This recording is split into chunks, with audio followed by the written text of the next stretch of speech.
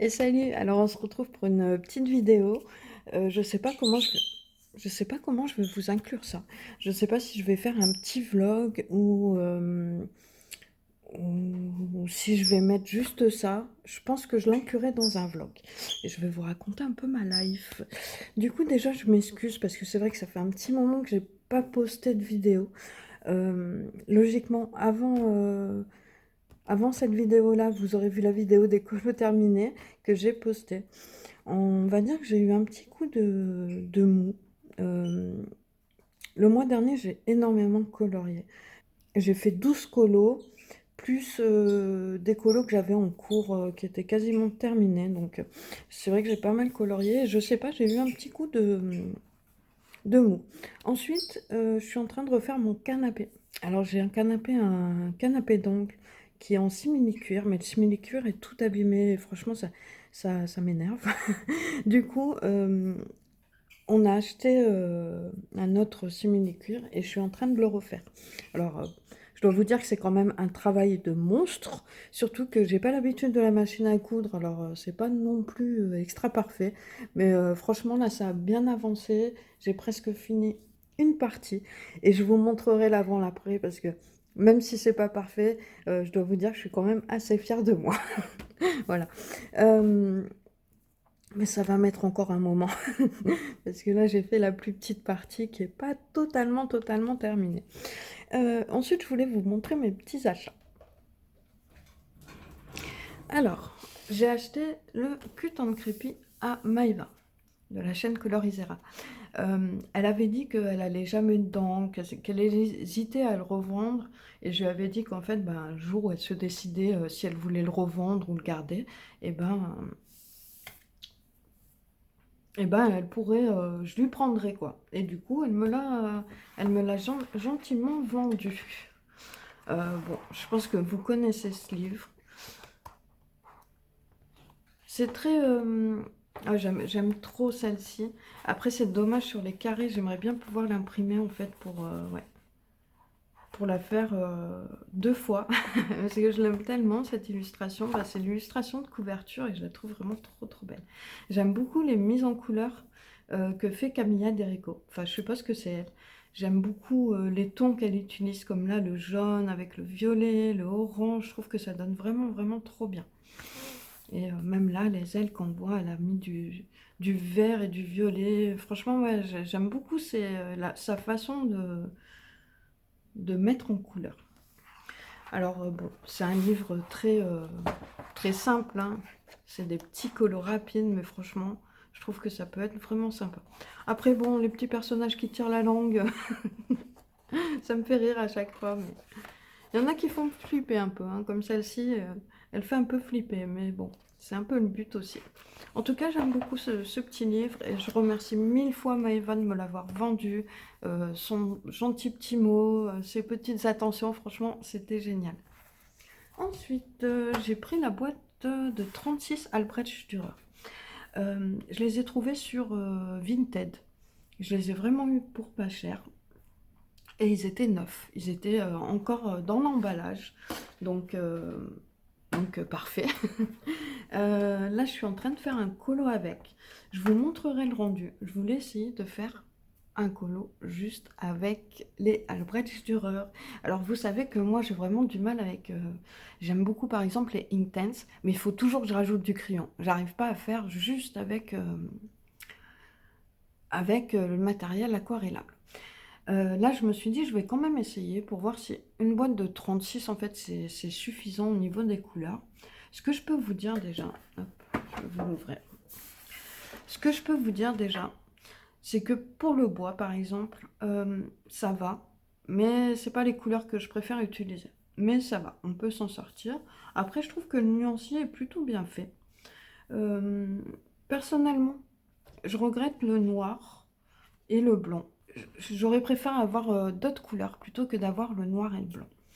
Bon, je vous fais pas une présentation parce que je pense que vous les connaissez. Par contre, toujours aussi agréable, quand on ouvre les boîtes de Faber-Castell, on a cette odeur de bois qui est juste à tomber. Mon coffret en bois, quand je l'ouvre, bon, souvent il reste ouvert sur ma table, alors c'est pas souvent que j'ai l'occasion de l'ouvrir, mais quand je le ferme et que je le réouvre, franchement, j'apprécie trop cette odeur de bois, et là c'est pareil. Alors je pense les mettre en trousse, hein. Je vais pas les laisser comme ça. Et voilà. Après, peut-être que j'achèterai quelques couleurs en plus. Je compléterai ma gamme petit à petit. Je prendrai les couleurs qui me tentent le plus. Mais déjà, je pense que j'ai de quoi faire avec ça. Ce que je peux vous dire déjà, c'est que franchement, c'est bien pigmenté. J'apprécie énormément la texture du crayon. Ça n'a rien à voir avec les polychromos basiques. Euh, Après, c'est normal, hein, c'est pas les mêmes pigments. Enfin, c'est les mêmes pigments, mais avec du pigment aquarellable, donc ça me donne une autre texture. Et j'aime beaucoup la texture, j'aime beaucoup les utiliser, et je trouve qu'ils sont très opaques. Alors, je vais quand même vous montrer pour étayer mes propos. Hop. Par exemple, hop, on va faire ça. Par exemple, regardez la, la fraise. Je vais y arriver. La fraise, elle est très très pigmentée, hein. Franchement, j'ai trouvé que c'était vraiment top top. Oula. Après le reste, j'ai pas mis une grosse couche, donc ça fait pas le même effet. Mais là, j'ai mis pas mal de crayons et que j'ai aquarellé bien sûr. Et franchement, j'aime beaucoup. Vous voyez le bois là? J'ai mis deux couleurs, mais j'aime pas du tout l'effet. Donc je pense quand même que je ferai une petite exception pour le bois. Et j'essaierai de ne pas... je le ferai pas avec ça. Avec l'Albrecht Dürer. Je vais m'en sortir, hein. Oh là là, c'est la catastrophe. Et voilà. Ensuite, je me suis laissée tenter. J'ai pas pu m'empêcher. C'est l'illustrateur où j'ai le plus de livres de lui. Franchement. Après, ce que je regrette un peu, c'est le Fantomorphia et le Imagine Morphia. C'est vrai que j'aime beaucoup plus son style de maintenant que son style d'avant. C'est des livres que ouais, je regrette un peu. Quand je les feuillette, il y a pas beaucoup de colos qui m'inspirent. Et du coup, j'ai pris celui-ci en version marabout.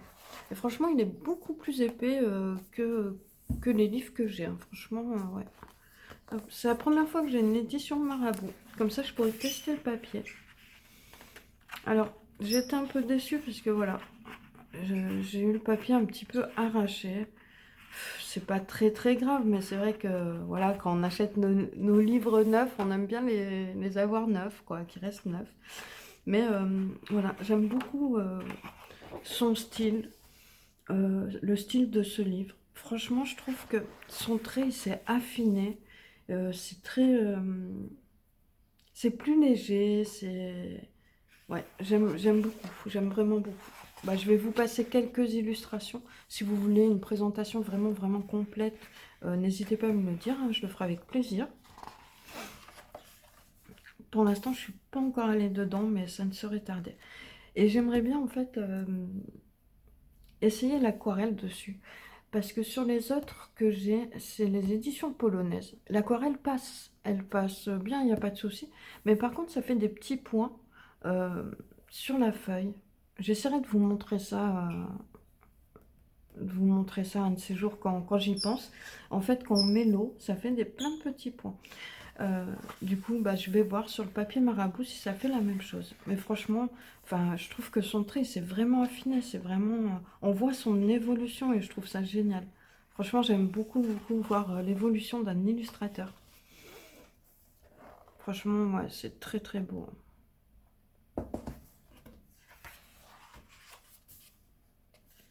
Au début, je me suis dit, ah, je vais pas l'acheter. J'ai déjà pas mal de livres de lui. Puis finalement, bah, je me suis laissée tenter en voyant certaines illustrations mises en couleur. Ah, je me suis dit, ah ouais, quand même. Après, il y a beaucoup de doubles pages. Des doubles pages qui peuvent ne pas être très faciles à réaliser. Mais franchement, sinon, ouais, franchement, il est vraiment, vraiment beau. J'aime beaucoup. Voilà, comme une double page comme celle-ci, c'est un peu gros, quoi, quand même, hein. Mais ouais, j'aime beaucoup. J'aime beaucoup celle-ci. Euh, la femme qui est dans l'arbre, là, comme ça. Enfin bon, voilà, ça c'est mes derniers achats. J'aime bien aussi que derrière, il y ait toujours toutes les explications et tout. Et ça, c'est cool parce que comme je l'ai pris en version marabout, j'ai l'édition française. D'habitude, je traduis. Là, j'aurais pas besoin de traduire. Donc, c'est parfait. Et voilà, je suis très contente de mes achats. J'ai pas acheté grand chose, mais franchement, je suis satisfaite de ce que j'ai acheté. Voilà. Ben, je vous reprendrai un peu plus tard pour un autre morceau du vlog. À bientôt! Et je vous reprends pour un second rush. Du coup, dans ma partie précédente, je vous parlais de mes petits achats, que j'avais acheté les Faber-Castell et tout ça, et que je voulais faire un colo spécialement au Faber-Castell. Bon, j'ai pas pu m'empêcher de mettre du crayon. Mais je vais vous montrer quand même. Ou à la Bretsch Dürer, hein, j'ai dit au Faber-Castell, je crois. Non, c'est pas celui-là.